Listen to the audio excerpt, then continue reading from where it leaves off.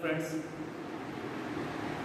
आज एक नया टॉपिक के साथ मैं आया हूँ acid fast stain. Acid fast stain क्या है? तो ये जो एसिड फास्ट स्टेन वो एक तरह का डिफरेंशियल स्टेन है। हम लोग देख रहे थे, पहले भी डिस्कस कर चुके थे। इससे पीछे वीडियो में अगर देखा होगा आपने तो उसमें हमने डिस्कस किया था कि हमारा सिंपल स्टेन होता है और डिफरेंशियल स्टेन होता है और स्पेशल स्टेन होता है। उसी में एक स्टेन हमारा डिफरेंशियल टाइप ऑफ स्टेनिंग है, जिसका एक एग्जांपल हमने ग्राम स्टेनिंग बताया था। उसी तरह से एक जेडन स्टेनिंग भी या एसिड फास्ट स्टेन भी एक तरह का डिफरेंशियल स्टेन है। ये बैक्टीरिया को दो कैटेगरी में बांटता है। आपका acid fast bacteria and non acid fast bacteria, that is non AFB and non AFB। अगर AFB कैटेगरी की बात अगर हम करें तो उसका सबसे कॉमन एग्जांपल और मोस्ट इंपॉर्टेंट एग्जांपल है mycobacterium, genus of mycobacterium. Mycobacterium का अगर एक स्पीशीज के नाम अगर हम ले तो माइकोबैक्टीरियम ट्यूबरकुलोसिस, जिसे टीबी बीमारी होती है। ये माइकोबैक्टीरियम जो है ये एसिड फास्ट का सबसे कॉमन एग्जांपल है। अब बात करते हैं कि ये आखिर एसिड फास्ट क्यों कहा गया। एसिड फास्ट बैक्टीरिया इसको क्यों कहते हैं या एसिड फास्ट ग्रुप में इसको क्यों डाला जाता है? तो एसिड फास्ट बैक्टीरिया की बात अगर हम करते हैं तो इसमें इसके सेल वॉल में अगर ग्राम पॉजिटिव और ग्राम नेगेटिव से डिफरेंस थोड़ा सा होता है, और ये होता है कि इसके जनरल सेल के ऊपर, सेल वॉल के ऊपर एक स्पेशल कैरेक्टर मौजूद होता है जो हाई लिपिड कंटेंट होता है। हाई लिपिड कंटेंट इस पे मौजूद होता है, जो माइकोलिक एसिड के नाम से जाना जाता है। इसका कैरेक्टर ये होता है, सबसे कॉमन कैरेक्टर ये है कि ये वैक्सी नेचर का होता है। अब ग्राम स्टेन जो हम लोग देख रहे थे, ग्राम स्टेन या फिर कोई भी ऑर्डिनरी स्टेन, उसमें ये हो रहा था कि इजी वे में पेनिट्रेट कर जाता था, स्टेन पेनिट्रेट कर जाता था सेल वॉल में। लेकिन चूंकि ये वैक्सी नेचर का है, इसमें पेनिट्रेट स्टेन हमारा कलर पेनिट्रेट नहीं कर पाता है, और पेनिट्रेट नहीं करेगा तो क्या होगा कि स्टेन नहीं होगा। तो इसके लिए पहले बात तो पेनिट्रेशन के लिए आपका कोई वैसा स्टेन जो स्ट्रॉन्ग स्टेन हम यूज करते हैं। अब उसमें जैसे एग्जांपल, सबसे बेस्ट एग्जांपल हम लोग जेडन स्टेन की बात आगे हम करेंगे। तो जेडन स्टेन में क्या करता है कि प्राइमरी स्टेन बेसिक फ्यूशीट के साथ उसमें फिनॉल मिलाकर बढ़ाता है। ये फिनॉल क्या करता है, एज ए मॉर्डेंट वर्क करता है और इसको इजी वे में पेनिट्रेट करने में हेल्प करता है। बेसिकली पेनिट्रेशन के लिए और इसको एक और वर्क हम लोग करते हैं, वो होता है हीटिंग। हीट करने से होता क्या है कि ये वैक्स जो है लूज हो जाता है। लूज होने के बाद हमारा स्टेन विद फिनॉल क्या होता है कि आराम से इस सेल वॉल में इंटर कर जाता है, वैक्सी सेल वॉल में इंटर कर जाता है, और फिनॉल क्या करता है, डिसॉल्व इजली अंदर हो जाता है किसमें, आपके सेल वॉल में, और इस तरह से स्टेन होता है। स्टेन तो हो गया, इसके साथ साथ और भी जितने मटेरियल है सब स्टेन हो सकते हैं। लेकिन इसके बाद जो मेन आता है AFB क्यों कहते हैं।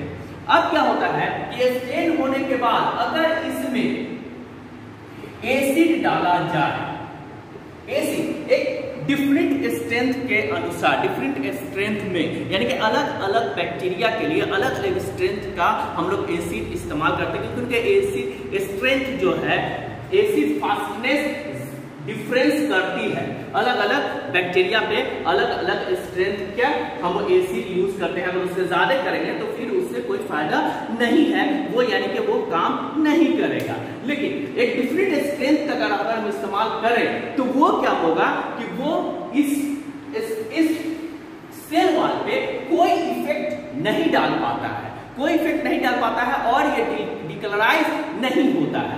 एसिड बेसिकली हम यूज करते हैं फॉर डिक्लोराइजेशन इस्तेमाल कर रहे हैं, मिनरल एसिड्स इस्तेमाल करते हैं, जो क्या कर पाता है, इस पे कोई इफेक्ट नहीं डाल पाता है। इस वजह से इसको एसिड फास्ट बैक्टीरिया कहा जाता है। अब बात आती है एसिड फास्ट, लिटरली अगर एसिड फास्ट की बात हम समझाना चाहें, एक एग्जांपल देते हैं और समझाने की कोशिश करते हैं, शायद बेहतर समझ में आए।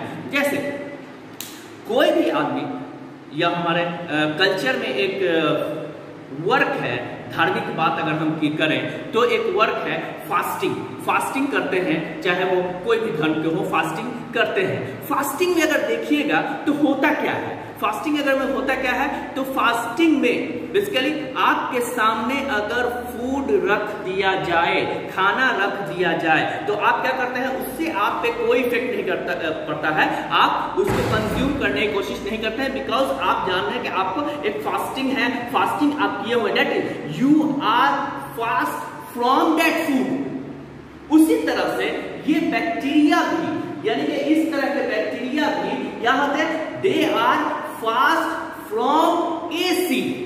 उनको एसिड, जैसे हम अगर फास्टिंग में हैं तो हम खाना अगर देख ले तो हमको खाना पे कोई इफेक्ट नहीं पड़ता, हमारे ऊपर कोई इफेक्ट नहीं पड़ता, हम खाने की कोशिश नहीं करते, हम खाते नहीं है। उसी तरह से ये बैक्टीरिया भी एसिड से फास्ट है, एसिड भी इस पे डाला जाए तो इसके कलर पे यानी कि स्टेनिंग सोल्यूशन कोई इफेक्ट नहीं पड़ेगा, ये डिकलराइज नहीं होता है। लेकिन दूसरी तरफ अगर देख ले कि अगर कुछ बेहतरीन खाना अगर दे दिया जाए तो हो सकता है थोड़ी देर के लिए हमारे मन में आ जाए कि मैं उसे कंज्यूम कर लूं। उसी तरह से ये भी है, अगर हाई एसिड दे दे तो हो सकता है कि ये सेल वॉल ब्रेक करके ये अपना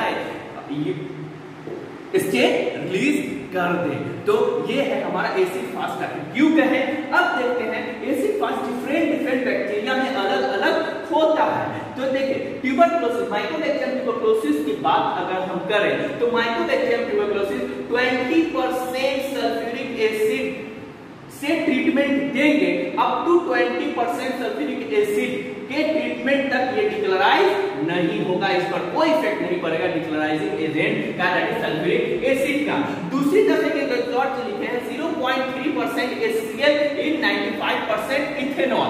देखिए कुछ वर्ड, कुछ बुक्स या फिर कहीं में आप लोगों ने पढ़ा भी होगा कि acid and alcohol fast, alcohol fast, this is HCl is acid and HCl is acid and alcohol is this ethanol। अब देखिए इसका भी यानी कि 3% HCl का अगर 95% इथेनॉल में अगर 3% HCl का डाइल्यूशन अगर हम बनाएंगे तो इसका भी इफेक्ट इस पर नहीं पड़ता है। और चूंकि ये दोनों एसिड है और एक अल्कोहल है, इसलिए एसिड एंड अल्कोहल फास्ट इसको कहा गया। लेकिन अगर कहा गया है ठीक है, लेकिन एक अल्कोहल का कुछ लोग समझ जाते हैं कि अल्कोहल का भी इफेक्ट इस पे पड़ रहा है, यानी कि इसको इफेक्ट पड़ता है। लेकिन सच्चाई ये है, अगर देखेंगे तो सच्चाई ये है कि सिर्फ और सिर्फ ये HCl एसिड फास्ट होता है, HCl इसको इफेक्ट डाल सकता है डिक्लोराइज करने के लिए। इथेनॉल जो है या अल्कोहल जो है स्टेनिंग को क्लियर करने के लिए यूज किया जाता है, यानी कि अगर फर्दर स्टेनिंग हम करते हैं उसके लिए क्लियरेंस के लिए अल्कोहल का इस्तेमाल किया जाता है, इसीलिए एसिड एंड अल्कोहल फास्ट यहाँ पे वर्ड यूज किया जाता है। दूसरी तरफ माइकोबैक्टीरियम लेप्रा की बात करेंगे तो ये 5% सल्फ्यूरिक एसिड तक, यानी कि इससे कम, माइकोबैक्टीरियम ट्यूबरकुलोसिस से कम आपका एसिड फास्ट होता है, दैट इज 5% सल्फ्यूरिक एसिड तक ये रेजिस्ट कर सकता है, किसको, आपको कलर को बचा के रख सकता है। तीसरी तरफ और दूसरी तरफ 1% HCl in 95% एथेनॉल। उसी तरह से नोकार्डिया एक्टिनोमाइसिन्स की बात करेंगे तो 1% H2SO4 और बैक्टीरियल इंडोस्पोर की बात करेंगे 0.2 से 0.5% H2SO4 तक ये रेजिस्ट कर सकता है और इसका इफेक्ट हमारे इस पर कोई इफेक्ट नहीं पड़ेगा इसके सेल वॉल पे और कलर अपना ये बचा करके रख सकता है स्टेनिंग का।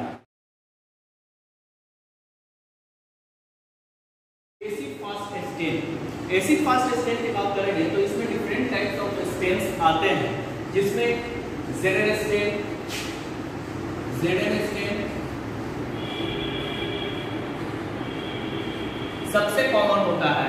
उसके अलावा ZN स्टेन के अलावा क्लियोन्स मेथड ऑफ स्टेनिंग भी होता है, क्लियोन्स मेथड ऑफ स्टेनिंग मेथड, और एक और बात करेंगे, ऑरामीन फ्लोरोसेंट स्टेनिंग भी होता है। ऑरामीन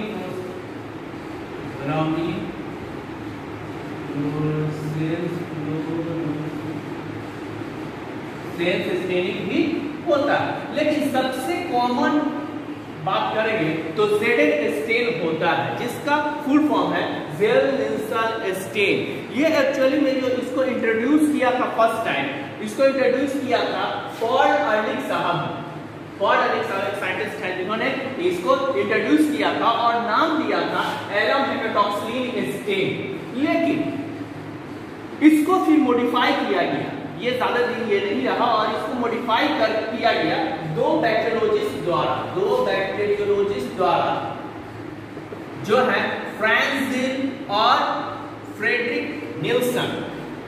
इन्होंने फिर मॉडिफाई करके इसको नाम दिया ज़ेल-लिंसल स्टेन। इन्हीं दोनों साइंटिस्ट के नाम पर ज़ेल-लिंसल स्टेन का नाम रखा गया, दैट इज ज़ेडेड स्टेन।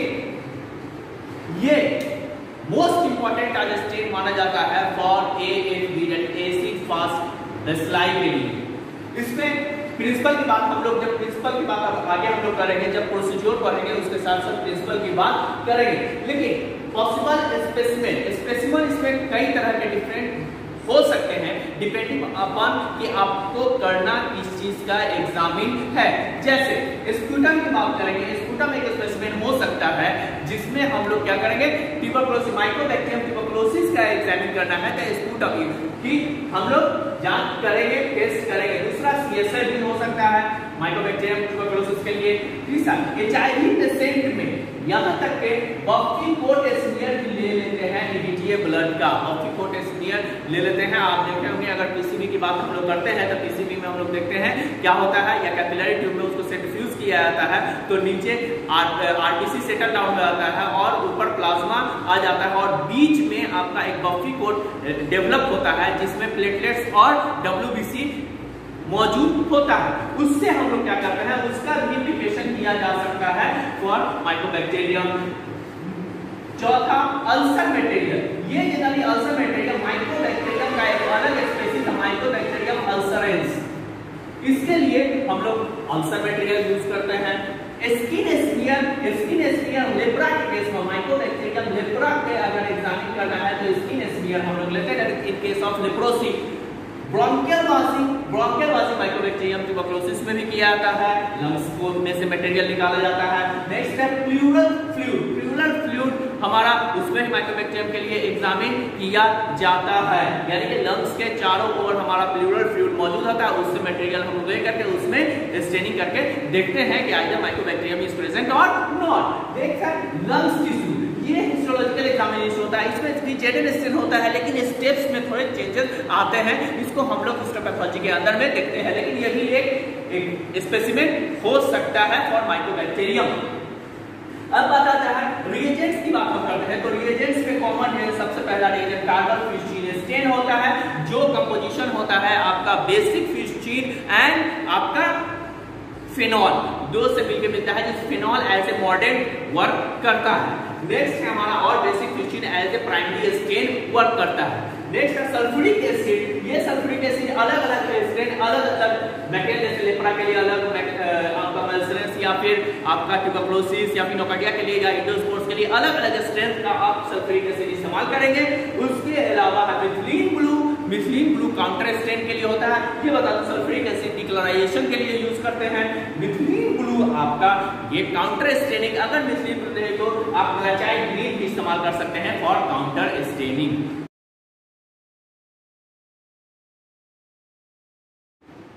ज़ेडेड स्टेन के प्रिंसिपल की बात अगर हम करते हैं तो प्रिंसिपल की बात करें तो ये 3 स्टेप में स्टेनिंग प्रोसेस कंप्लीट होता है, primary staining, decolorization and counter staining. Gram staining अगर याद हम करते हैं तो ग्राम स्टेनिंग में हम 4 स्टेप यूज किए थे, primary staining, mordanting, decolorization and counter staining.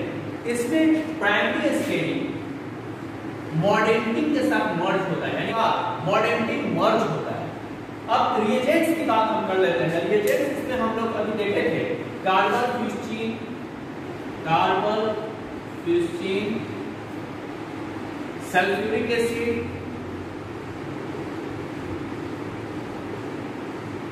Methyl methyl blue. कितने रिएजेंट्स लेते हैं? अब प्रिंसिपल इसका ये है, प्राइमरी स्टेनिंग में होता क्या है, जैसे ही हम लोग यानी कि स्मीयर प्रिपेयर करते हैं, स्मीयर प्रिपेयर करने में स्मीयर में हो सकता है कि ए भी हो भी और ना भी हो, इट माइट पॉसिबल कि ए भी हो अदरवाइज नहीं भी हो सकता है। तो प्राइमरी स्टेनिंग में कार्बन फ्यूस्टीन जैसे ही हम डालते हैं तो if this is the smear, this is the smear, इसमें कोई भी चाहे वो AFB हो और स्मीयर नॉन AFB, ये दोनों ही कार्बन फ्यूस्टीन से रेड कलर हो जाए, दोनों ही कार्बन फ्यूस्टीन से कलर्स रेड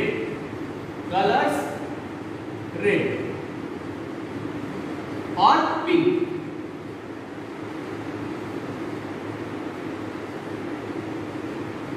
हाँ, अब एक चीज यहाँ पे AFB अगर स्टेन करा तो हम बात किए थे, जिक्र किए थे कि उसमें AFB का ऊपरी लेयर माइकोलिक एसिड होता है, माइकोलिक एसिड होता है, तो ये इजीली स्टेन नहीं हो सकता है विदाउट एक्सटर्नल हीट।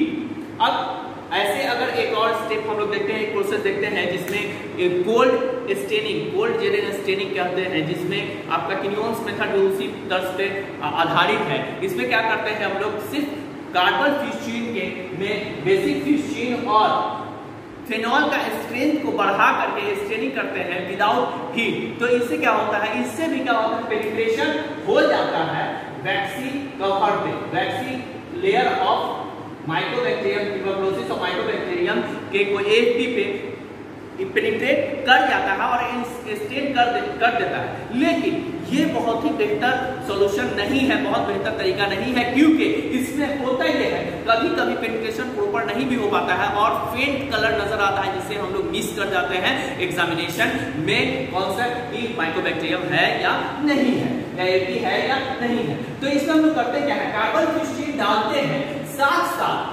फ्लेमिंग करते हैं, कार्बन फ्यूस्टीन डालते हैं, साथ साथ हम लोग फ्लेमिंग करते हैं अप्रॉक्स 60 डिग्री, 50 to 60 डिग्री के आसपास इतना मतलब हीट देते हैं कि वेपर निकलना शुरू हो जाए।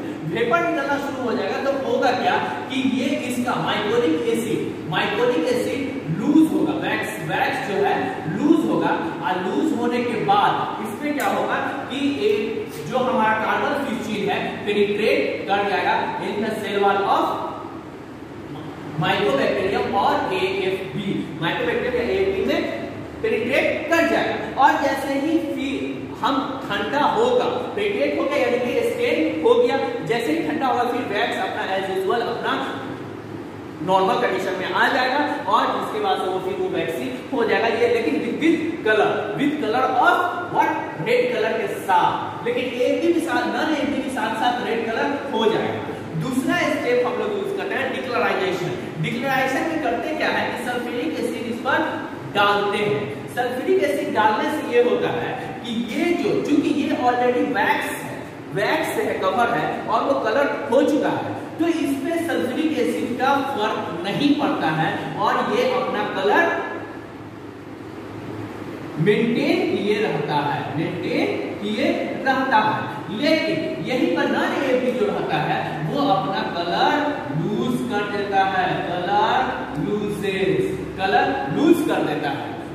नेक्स्ट स्टेप फिर हम लोग जाते हैं, हम लोग मिथाइल ब्लू को डालते हैं, that is counter stand. Methyl blue colour का स्टेन लेता है और इसके जगह पर अगर मालाचाइट ग्रीन अगर हम यूज करेंगे, मालाचाइट ग्रीन अगर यूज करेंगे तो ग्रीन कलर डेवलप करता है। हम जानते हैं कि कभी भी जो प्राइमरी स्टेनिंग से काउंटर स्टेनिंग जो होता है कंट्रास्ट कलर का होता है, तो ग्रीन पे रेड इजीली नजर आएगा और ब्लू पे भी रेड इजीली नजर आ सकता है, इसीलिए ये ब्लू और ग्रीन या फिर रेड का कॉम्बिनेशन हम लोग इस्तेमाल करते हैं। मेलाचाइट ग्रीन जैसे ही डालेंगे तो ये ऑलरेडी चूंकि कलर मेंटेन किए हुआ है और ये फिर स्टेन नहीं हो पाता है दोबारा, इसीलिए इसका इफेक्ट इस पर कुछ नहीं पड़ता है, ये अपना कलर मेंटेन किए रहता है, कलर मेंटेन, दैट इज कौन सा colour, red colour maintain retain रहता है। और यहाँ पर चूंकि ये कलरलेस हो गया था,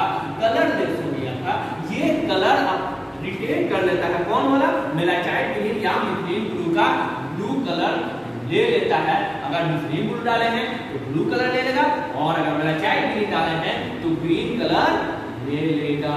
इस तरह से क्या होगा कि AFP जो after staining, if AFP is present then it should be in red colour, और अगर नॉन AFP रहेगा तो वो ब्लू कलर नजर आएगा। If counter staining is blue, और ग्रीन कलर रहेगा if counter staining is with malachite green. ये हो गया हमारा प्रिंसिपल। अब प्रोसीड्योर की बात हम करते हैं, तो प्रोसीड्योर में पहला स्टेप होता है preparation of smear on a clean dry glass slide. पहला प्रिपरेशन ऑफ स्मीयर नाम से YouTube चैनल पे डाला हुआ है, उसको आप देख सकते हैं कि कैसे प्रिपरेशन किया जा सकता है स्मीयर का। अब ये उसी तरह से हमने स्पूटम हो या फिर प्लूरल फ्लूइड हो या फिर आपका स्किन स्मीयर हो, जो भी स्मीयर हो उसका स्मीयर हम लोग प्रिपेयर कर लिए। प्रिपेयर करने के बाद उसको एयर ड्राई के लिए छोड़ते हैं और फिर फिक्सेशन करते हैं। फिर फिक्सेशन करते हैं।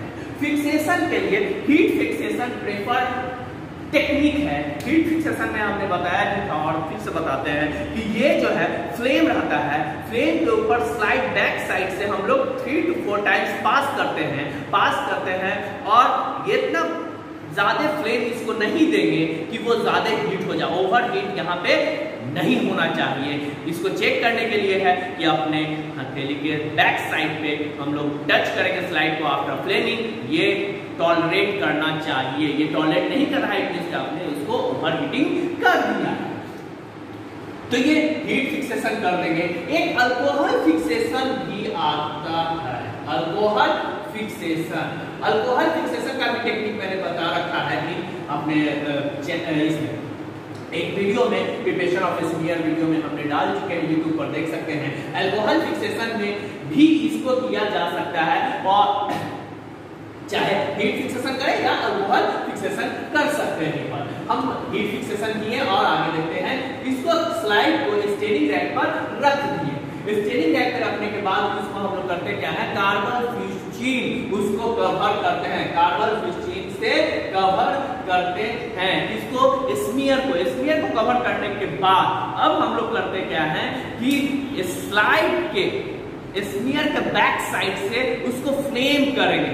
This is the slide. इसको बैक साइड से हम लोग फ्लेमिंग करते हैं। फ्लेमिंग करने से होना ये चाहिए कि उसमें से स्टीम निकलना चाहिए। स्टीम जैसे निकलेगा हम लोग फ्लेमिंग करना छोड़ देंगे, हीट कर लेंगे। यहाँ पर एक दूसरा टेक्निक भी आप चाहें तो इस्तेमाल कर सकते हैं।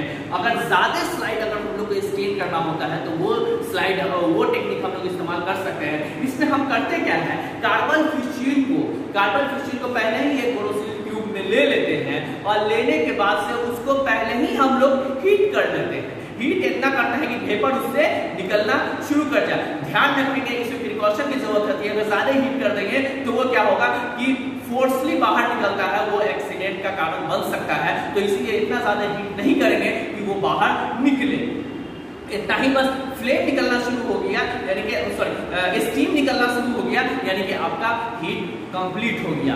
अब उसको क्या करेंगे कि जितना भी स्लाइड है उस गर्म यानी कि स्टीम कार्बन फिस्टीन को ही स्लाइड पे हम लोग डाल देंगे। ये भी एक तरीका है, या फिर कार्बन फिस्टीन को स्लाइड पर डाल करके तब हीट करेंगे, स्टीम करेंगे, ये भी एक तरीका है। अब करने के बाद अब उसको 8 से 10 मिनट तक हम लोग वेट करेंगे, छोड़ देंगे। इसके बाद से स्टेन 8 से 10 मिनट के बाद उसको वॉश करेंगे विद क्लीन वाटर। उसके बाद से डिक्लराइज प्रोसेस करेंगे। ये हमारा प्राइमरी स्टेनिंग हो गया, ये इतना। अब हम लोग इसको डिक्लराइज करते हैं। डिक्लराइज करने के लिए बात हम लोग पहले कर चुके हैं कि अगर लेप्रा रहेगा, माइकोबैक्टीरियम लेप्रा रहेगा, तो इसमें हम लोग 5% H2SO4 इस्तेमाल करेंगे। इसी तरह अगर माइकोबैक्टीरियम ट्यूबरकुलोसिस है तो इसमें हम लोग 20% इस्तेमाल करेंगे H2SO4।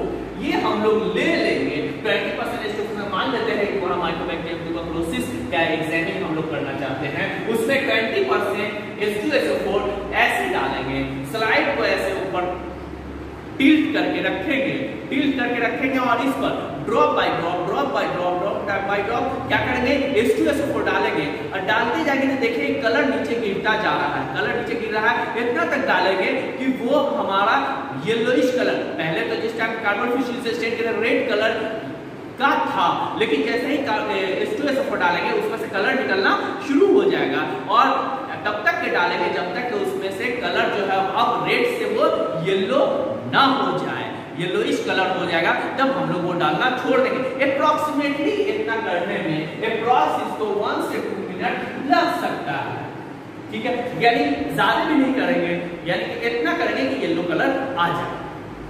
अब वॉश करेंगे, वॉश करने के बाद हम लोग क्या करते हैं, मिथलीन ब्लू या फिर मेलाचाइन फ्लूइड हम लोग डालेंगे 1 से 2 मिनट के लिए। ये हमारा डिकलराइजेशन हो गया था, ये this is counter staining process है। ये इसमें मेलाचाइन ग्रीन या फिर मिथलीन ब्लू डाल करके 1 से 2 मिनट के लिए छोड़ेंगे, उसके बाद इसको वॉश करेंगे। वॉश करने के बाद स्मीयर को क्या करेंगे, हम लोग स्टेन्ड स्मीयर को एयर ड्राई करेंगे। एयर ड्राई करने के बाद हम लोग क्या करेंगे, एग्जामिन अंडर माइक्रोस्कोप आई इमर्शन लेंस में हम लोग इसको एग्जामिन करेंगे। स्लाइड एग्जामिन का तरीका ये होता है कि हम लोग जैसे smear, this is the smear slide and this is the smear, तो स्मीयर को एग्जामिन करने के लिए हम लोग एक कोशिश करते हैं, अप्रोक्सीमेटली 100 फील्ड्स देखने की कोशिश करेंगे, 100 फील्ड। तो इसके लिए हम लोग कोशिश करेंगे ये मान लीजिए यहाँ से इनिशिएट किए, स्टार्ट करने के बाद से आगे बढ़ रहे हैं, ये आपको ये नीचे की आ रहे हैं, फिर ऐसे जाएंगे, फिर ऐसे जाएंगे, फिर ऐसे जाएंगे, इस तरह से हम लोग जा सकते हैं, ऐसे जा सकते हैं। या फिर सर्पेंटाइल मेथड जो हम लोग डिफरेंशियल में करते हैं उस तरीके से भी चाहे तो हम लोग इसको देख सकते हैं। ये हुआ देखने का तरीका हुआ। अब हम लोग कुछ प्रिकॉशन भी लेंगे। प्रिकॉशन ये लेंगे कि कभी भी जो स्टेन करेंगे तो ऑयल जो डालेंगे, पैराफिन ऑयल जो डालेंगे, तो पैराफिन ऑयल डालेंगे, उसका जो पैराफिन ऑयल का जो ड्रॉपर होगा, ड्रॉपर कभी स्लाइड में टच नहीं करेंगे। ऐसा हो सकता है कि स्लाइड में अगर टच करें तो उसमें अगर माइकोबैक्टीरियम अगर उससे टच हो गया इसमें, तो दूसरा स्लाइड आपका कंटामिनेट हो सकता है, जो आपका माइकोबैक्टीरियम इसमें ना होगा वो भी माइकोबैक्टीरियम पॉजिटिव आ सकता है। दूसरा चीज कि जब लेंस, चूंकि आप जानते हैं कि आई इमर्शन लेंस में जब एग्जामिन करते हैं तो लेंस पूरी तरह से टच कर जाता है स्मीयर पे, नियर अबाउट टच कर जाता है। इससे क्या होता है कि लेंस को जब भी दूसरा स्लाइड हम करेंगे, एक स्लाइड करने के बाद हम लोग दूसरा स्लाइड करने से पहले हम लेंस को जरूर पोंछ लेंगे, आयल उसका पोंछ लेंगे, तभी दूसरा एग्जामिनेशन करेंगे। हमको रिजल्ट जो आएगा, रिजल्ट आएगा अगर AFB है, AFB अगर है तो AFB should be red in colour, और नॉन AFB जो है, नॉन AFB ये green in case of counter staining with malachi green, और blue in case if counter staining is used what, methylene blue. ये जो रेड नजर आएगा ये जो होगा बेसलाई के रूप में, अगर ट्यूबरकुलोसिस के बैक्टीरिया है तो बेसलाई के रूप में रहेगा, यानी कि स्ट्रेट रॉड की तरह रहेगा, कर्व भी हो सकता है, कुछ ग्रुप्स में भी हो सकता है, कुछ बीडेड भी हो सकता है। तो ये अब हमने स्टेनिंग तो कर लिया, अब माइकोबैक्टीरियम खासकर माइकोबैक्टीरियम के केस की बात ये हम कर रहे हैं, माइकोबैक्टीरियम ट्यूबरकुलोसिस की, कि इसमें एक रिपोर्टिंग बहुत मायने रखता है, रिपोर्टिंग का बहुत इंपॉर्टेंस होता है कि आपने देखा, एग्जामिन किया, उसका रिपोर्ट कैसे करेंगे। तो रिपोर्टिंग के लिए है कि सबसे पहले अगर आ रहा है आपको माइकोबैक्टीरियम ट्यूबरकुलोसिस, आपको मिल रहा है, बेसलाई मिल रहा है, तो हम लोग पहला बात तो पॉजिटिव लिखेंगे कि AFB और माइकोबैक्टीरियम ट्यूबरकुलोसिस पॉजिटिव। अब इंडिकेशन देंगे, हम इंडिकेशन देंगे किस आधार पे, इस आधार पे अगर आपको पर फील्ड पर फील्ड एग्जामिन किए 10 AFB के आसपास आपको मिल गया तो रिपोर्ट करेंगे positive with the indication of 3+। Next one, अगर 1 से 10 AFB आपको पर फील्ड मिल रहा है तो positive with the indication of 2+, और 10 से 100 AFB 100 फील्ड में मिल रहा है तो रिपोर्ट करेंगे पॉजिटिव विद 1+, और अगर 1 से 9 AFB 100 फील्ड्स में नजर आ रहा है तो आपको एग्जैक्ट नंबर रिपोर्ट करना है positive with what either 5 AFB पर 100 फील्ड्स, ये रिपोर्ट करेंगे। अगर एग्जांपल, अब देखिए कभी अगर 1 से 2 100-200 फील्ड अगर पूरे स्फीयर में 1 से 2 अगर हमको नजर आ रहा है तो उसमें हम लोग रिपोर्टिंग नहीं करेंगे। रिपोर्टिंग के बदले आप लोग क्या करेंगे कि उसको फिर से रिपीट सैंपल करेंगे फॉर एग्जामिनेशन, और कोशिश करेंगे उनसे जरूर पेशेंट से रिक्वेस्ट करेंगे फॉर मॉर्निंग सैंपल के लिए, और कभी भी रिपोर्ट करेंगे तो कोशिश करेंगे 3 सैंपल उससे मंगाएं, पहला मॉर्निंग, स्पॉट और 24 आवर, आपको इवनिंग किसी रैंडम किसी भी टाइम का हम लोग इस्तेमाल कर सकते हैं। 3 सैंपल लेंगे और उसके बाद ही रिपोर्टिंग करेंगे। एक चीज का ख्याल रखेंगे, कभी भी अगर हमको नजर नहीं आया कोई भी AFB नहीं मिला तो जैसे पॉजिटिव दिखने पर मिलने पर पॉजिटिव रिपोर्ट कर रहे थे, कभी भी नहीं मिलने पर निगेटिव रिपोर्ट कभी नहीं करेंगे। निगेटिव रिपोर्ट कभी नहीं करेंगे, नेवर। इसके जगह पर लिखेंगे not found, not found, negative word नहीं इस्तेमाल करेंगे, नॉट फाउंड वर्ड इस्तेमाल करेंगे। इसके पीछे टेक्निकल रीजन ये होता है कि इट माइट बी पॉसिबल, आपने एग्जामिन किया 100 फील्ड्स देखा, 100 फील्ड्स देखा, वो ऐसा फील्ड आपसे मिस कर गया, क्योंकि स्फीयर बहुत बड़ा है, स्फीयर बहुत बड़ा है, वो ऐसा फील्ड मिस कर गया आपसे जिसमें वो था, तो उस वक्त आपकी रिपोर्टिंग गलत होगी। अगर निगेटिव वर्ड यूज करते हैं हमेशा वर्ड यूज करेंगे not found in the case of no AFB found, या नो AFB फाउंड, ये भी वर्ड आप इस्तेमाल कर सकते हैं। Thank you.